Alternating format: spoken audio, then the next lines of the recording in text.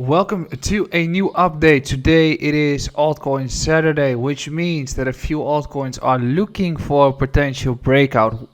Whoa. Does that mean that we're going to have some serious upwards momentum?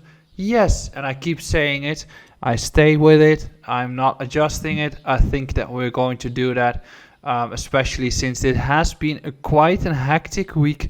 And in this hectic week, we've seen some serious volatility. We've seen some altcoins breaking beneath levels. We've seen some altcoins that are waking up. And those are the ones that you should be watching. So in this update, we watch two altcoins that are a must to have in your portfolio if you want to stay focused on the markets and the reasoning behind it.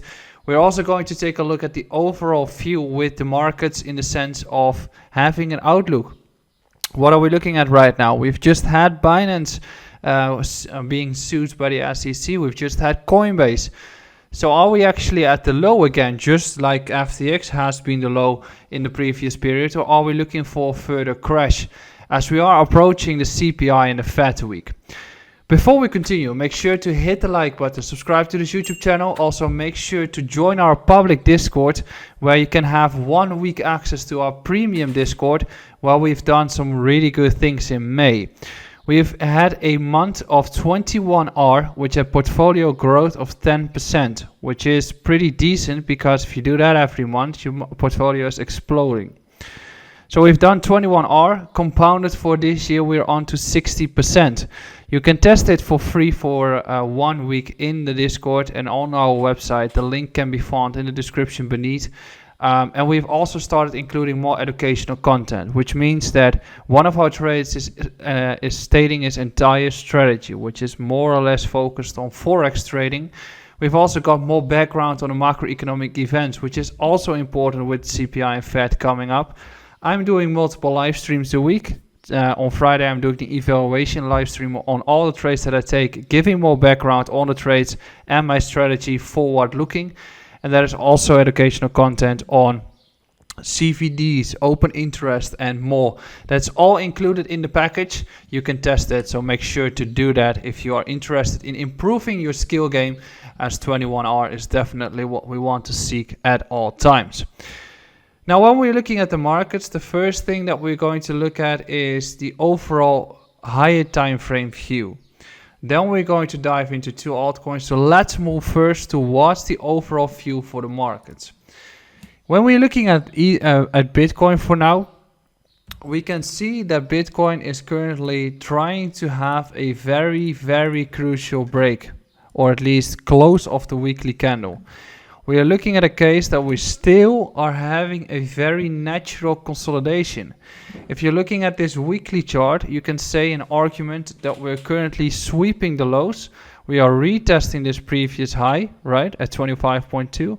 And we are bouncing back up as right now the price is acting at 26.6. If it closes like this, and the price is reversing upwards next week, you could expect us to easily trade above 28k at the end of next week, and that's when we start to get into a new cycle, or at least into a new impulse move.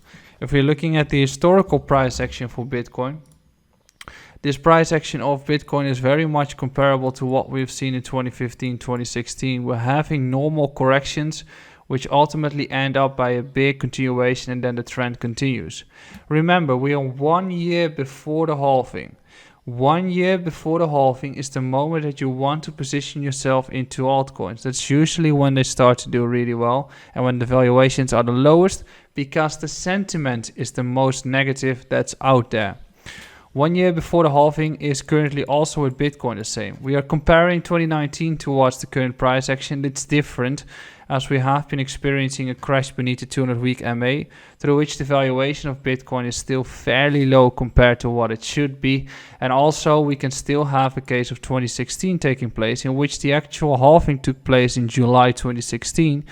And we had multiple expansions before it. So if we're looking at July 2015, we had another run taking place, consolidation, and another run taking place. So technically speaking, the bottom is in, and now we are facing another potential gap that we can close, which is between 32 to 42k. If we're going to have a runner here, I think that's very much comparable, and then we're going to consolidate on higher ground. I don't believe that we're going to have a crash beneath the 200-week MA, but that's why it's super important to keep an eye out on this indicator. Also, when we're looking at the total market cap, you can clearly see the exact same taking place here. We've had a beautiful retest of the 200-week MA and EMA. As long as we stay above it and we close above it, and next week is going to be green, everything is fine. If we lose the level next week at 1.04 trillion and start to fall down, that's when you are into an area of potential trouble. That's when you can start to expect the markets to really fall down again. Now, the altcoin market cap is currently looking at a case of a similar fight, less relevant.